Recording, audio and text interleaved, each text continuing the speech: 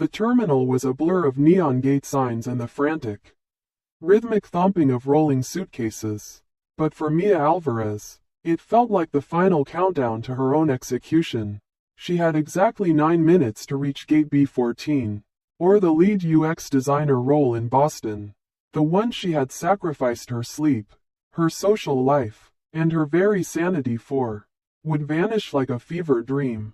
Her fingers were cramped around a lukewarm latte, her shoulder aching under a laptop bag overstuffed with wire frames, and her heels clicking a desperate, lonely SOS against the linoleum.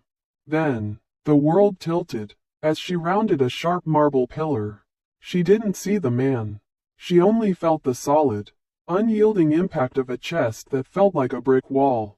There was a sickening splat as her latte surrendered, painting a jagged, brown streak across the man's pristine, navy cashmere suit. Her portfolio burst open, sending her life's work, months of meticulous sketches and late-night dreams, sliding across the floor like autumn leaves in a gale. "Watch where you're going," Mia snapped, the words jumping out of her throat before she could filter the raw stress of her move. She looked up, infuriated, ready to unleash a lifetime of exhaustion on the stranger who had just ruined her only suit and her only chance. The man started to retort, his mouth opening to deliver a sharp rebuke, but the words died in his throat. He looked at her with an expression that was chillingly cold, his features as immobile as a statue's. However, despite the icy mask, his gaze snagged on the curve of her nose, then drifted down to the trembling line of her lips with a sudden, devastating intensity. The air between them thickened, becoming heavy and electric, as if the terminal's chaos had been sucked into a vacuum. He reached out, his fingers moving with a slow, deliberate grace that paralyzed her. Mia held her breath, her heart hammering against her ribs like a trapped bird. He didn't touch her skin. Instead, his thumb brushed a small, stray scrap of paper that had stuck to the corner of her mouth during the collision. A tiny piece of a wireframe that said "User Connection." For a heartbeat that felt like an eternity, he didn't pull away. He lingered there, his eyes dark with a sudden, dangerous intensity that made Mia's knees go weak. A flicker of something raw and unscripted passed through his expression, a hunger he hadn't invited and didn't want. Then, as quickly as it had ignited, the fire vanished. Nate's face hardened into a mask of pure ice, overcoming the dangerous feeling that had momentarily cracked his composure. He dropped the scrap of paper as if it burned him. "Next time, Miss Alvarez, try looking at the path instead of the destination," he said, his voice dropping into a frigid, mocking baritone. Without waiting for her to breathe, he turned and walked off into the crowd, his gait stiff and cold, leaving Mia standing in the wreckage of her coffee and her pride, the phantom heat of his gaze still searing her skin. 3 days later, the air in Boston felt sharper, filled with the scent of old brick and the terrifying electricity of a new beginning. Mia stood in the lobby of Harper Innovations, a glass and steel monolith that seemed to pierce the very clouds, feeling the weight of her portfolio against her side like a shield. Every surface was a mirror, polished chrome, black marble, and floor-to-ceiling windows that looked out over a city she was determined to conquer. She adjusted her blazer with trembling fingers, smoothing the fabric and swallowing the thick knot of nerves in her throat, praying this job would finally be the home her heart was searching for after years of uncertainty. The elevator ride was a silent, pressurized ascent to the penthouse floor. When the doors slid open, they revealed an executive suite that screamed billionaire in every meticulously curated, cold detail. The space was vast, filled with the quiet hum of high-end air filtration and the distant, rhythmic clicking of keyboards. Mia followed a silent assistant toward a mahogany conference table that stretched like a dark lake. Under the recessed lighting, her heart hammering against her ribs with the force of a trapped bird. Then, the world stopped.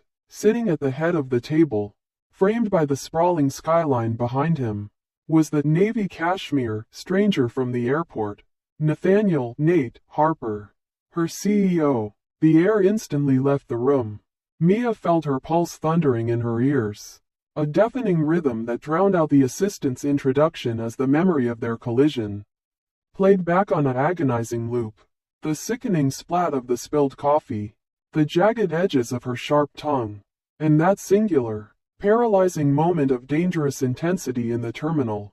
She stood frozen, waiting for him to simply point a finger and end her career before it had even begun. Instead, Nate leaned back in his leather chair, his gray eyes locking onto hers with a neutrality that felt sharper and more precise than any blade. "Mia Alvarez," he said, her name sounding like a heavy, whispered secret in his deep, resonant baritone. "I believe we've already had a very impactful meeting." The room seemed to shrink with every step he took as he rose from his seat to meet her. He stopped just inches away, too close for professional comfort, yet far enough to maintain his cold authority. The scent of expensive sandalwood and crisp, cold air clung to him, stirring the phantom heat she had felt at the terminal and making her skin prickle with awareness.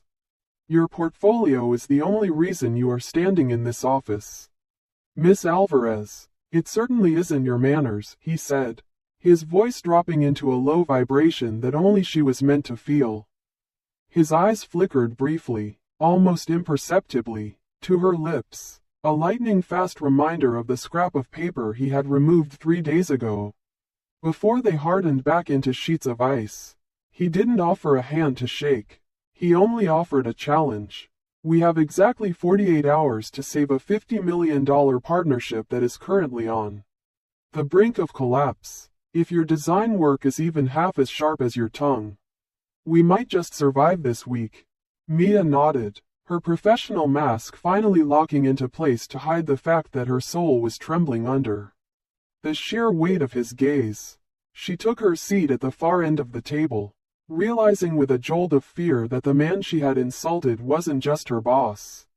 He was the gravity she was now trapped in, and the desperate longing to prove herself to those cold, gray eyes was already starting to consume her. The war room at Harper Innovations was a cathedral of data and desperation, a glass-walled sanctuary where time seemed to have no meaning. By the 36th hour of the Horizon Project crisis, the air was thick with the scent of stale espresso and the low, unrelenting hum of high-powered cooling fans struggling to keep up with the server load. Mia's eyes felt as though they had been rubbed with coarse sand, her vision blurring as she stared at the glowing wire frames on the massive touch-screen wall that dominated the room. The blue light of the interface cast a ghostly, skeletal glow over her face, highlighting the deep exhaustion she was trying so hard to hide.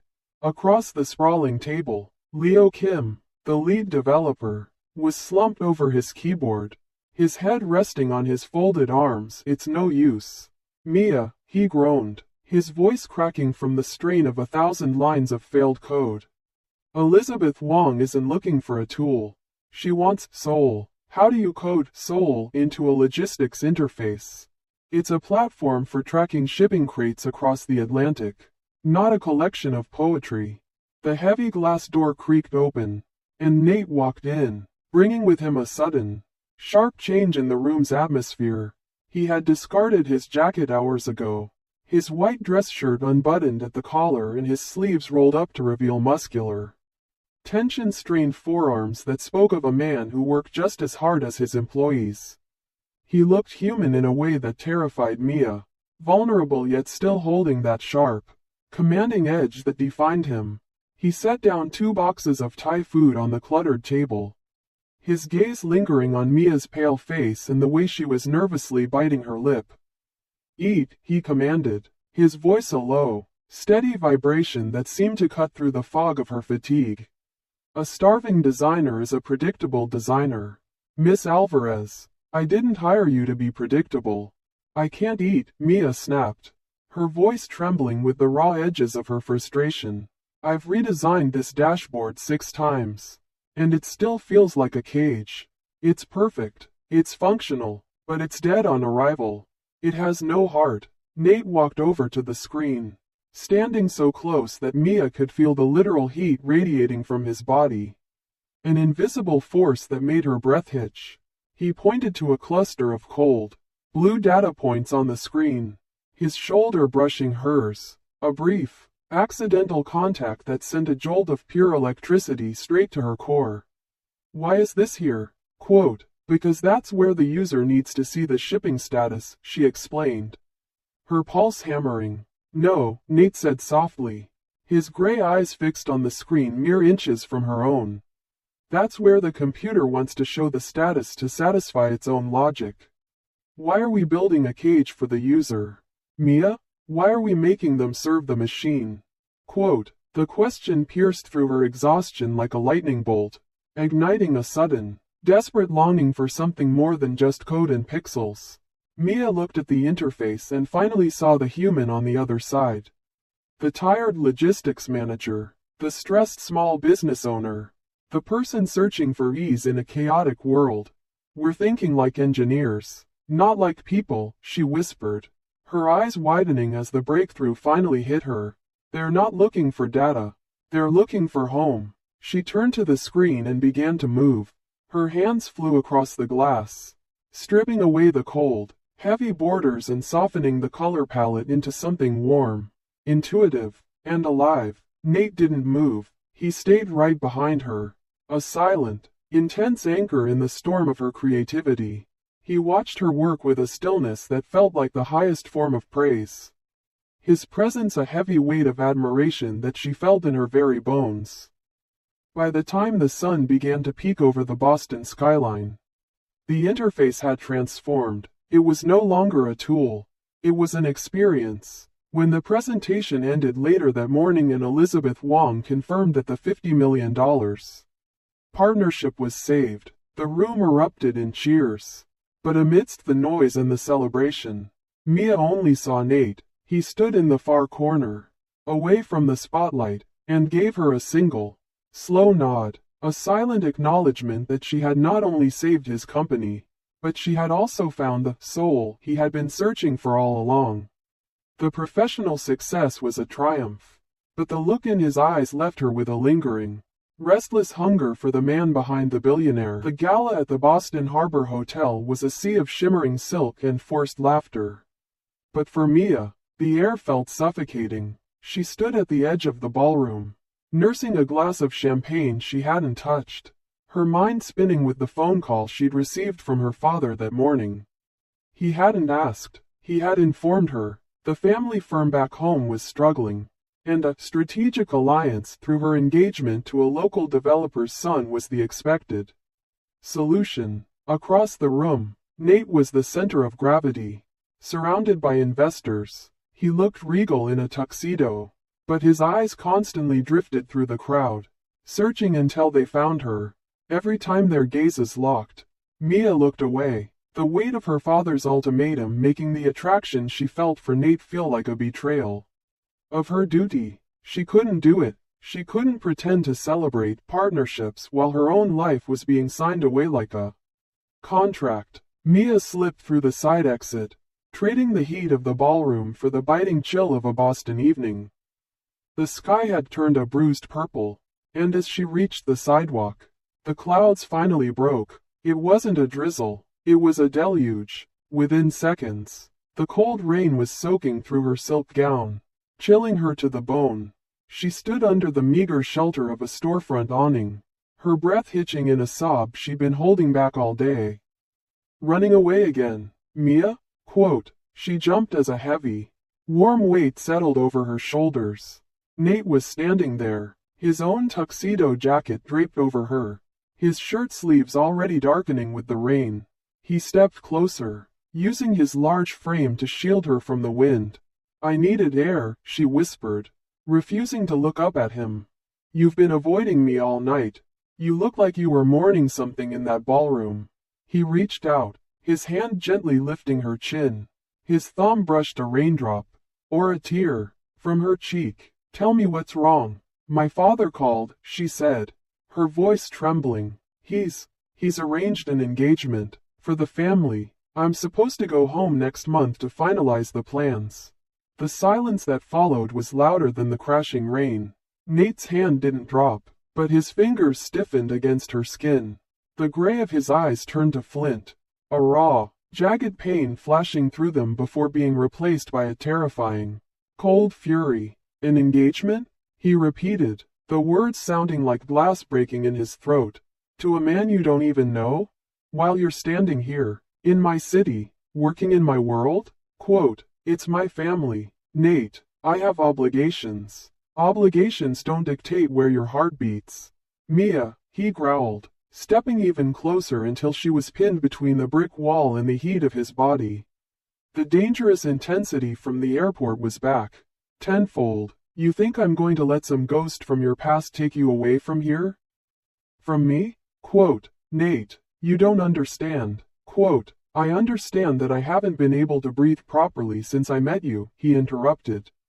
His voice a rough, desperate whisper. He leaned in, his forehead resting against hers, the rain drenching them both now.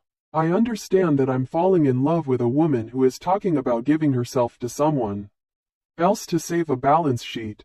The confession hung in the rainy air, heavy and shattering. For a moment, the billionaire CEO was gone, leaving only a man who was terrified of losing the only soul he had found in years. He looked at her lips with a hunger that made her pulse soar, his hand tightening on her waist as if he could hold her in place against the entire world. The silence that followed Nate's confession was heavier than the storm, a thick, electric tension that seemed to push back the very rain surrounding them. Mia looked into those flint-gray eyes and saw a man who had spent his life controlling every variable, now standing completely undone by the thought of losing her. For a billionaire who moved companies like chess pieces, the raw vulnerability in his voice was more shocking than the freezing rain soaking into her skin. 600 miles, Nate whispered, his forehead still pressed against hers, his voice barely audible over the roar of the harbor. That's the distance between here and your father's office. You think that's far enough to stop me? You think a signature on a marriage contract is stronger than what happened in that war room? Then the way you look at me right now? Quote, it's $50 million. Nate, Mia cried, her voice breaking as she clutched the lapels of his soaked jacket. That's the price of my family's legacy. That's what it costs to save my father's pride. I can't just walk away and watch them burn. Nate pulled back just enough to look her in the eyes, his expression shifting into something terrifyingly calm. The desperation was gone, replaced by the cold, calculating brilliance of the man who had built an empire out of chaos. I don't care about the price, Mia, I care about the person. Go home. Finalize your transition to the Seattle project. Do exactly what your father asks for the next month. Don't fight him. Don't argue. You're just letting me go? She whispered, a new kind of ache blooming in her chest. Was this his version of a goodbye? I'm letting you fly, he corrected, his thumb tracing the line of her jaw one last time before he stepped back into the deluge. But remember this, I am a billionaire, Mia. I don't just buy companies. I redesign destinies. If you think I'm letting another man put a ring on the hand that designed the future of my company, you don't know me at all. 4 weeks later, the air in Seattle was a sharp, salty contrast to the humid tension of Boston. Mia stood in her new office, the headquarters of the Pacific Northwest expansion, staring at the engagement ring sitting in a velvet box on her desk. It had arrived by courier that morning from her father. It was heavy, traditional, and felt like a shackle forged in gold.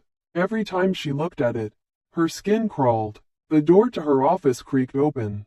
It wasn't her assistant. Nathaniel Harper walked in, looking out of place in the modern, minimalist Seattle space, yet carrying an aura that demanded the room's submission. He wasn't wearing his usual three-piece suit. He was back in a dark sweater and a black leather jacket, his hair slightly windblown from the coast. What are you doing here?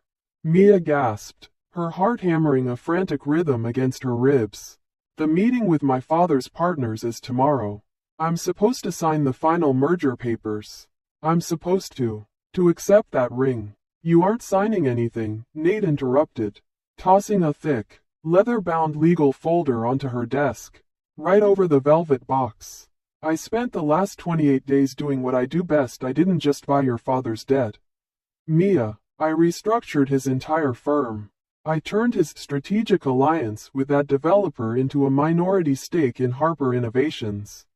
I took the developers out of the equation entirely. Mia's hands trembled as she flipped through the documents. The terms were staggering. The debt was cleared. Her father's firm was secure. And most importantly, the marriage merger was legally and financially void. There was no longer a need for a developer's son. You bought the firm? She whispered, looking up at him, her eyes blurring with tears of relief. You spent millions just to stop a wedding? Quote, I didn't buy a firm, Mia, Nate said, stepping closer until the scent of sandalwood and rain filled her senses once again. I removed an obstacle. I wanted you to stand in this office, 3,000 miles away from me, and realize that you don't owe anyone your life. Not your father, and certainly not me. I wanted you to have a choice. He reached out, snapping a sleek, high-tech silver bracelet onto her wrist, the twin to the one he was wearing. This is the only contract I want from you. It's a touch sensor. Whenever the distance feels too wide, whenever you feel like you're losing your soul to the work, touch it, and I'll feel it, anywhere in the world. Mia looked down at the glowing silver on her wrist, then back at the man who had redesigned her world just to give her the freedom to walk away from him. The longing that had been a dull ache for months suddenly sharpened into a fierce, undeniable certainty. She didn't want to walk away. I'm not going back to Boston because I have to. Nate, she whispered, stepping into his space and placing her hand over his heart.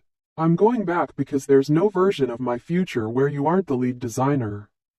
Nate's mask of CEO neutrality finally shattered. He pulled her in, his kiss tasting of victory and a promise kept. The rain might have been cold in Boston, but here in Seattle, under the silver light of a new beginning, the air was finally warm. The billionaire's lie was over, replaced by a truth that vibrated through the silver on her wrist. She was no longer a piece in someone else's game. She was the architect of her own heart.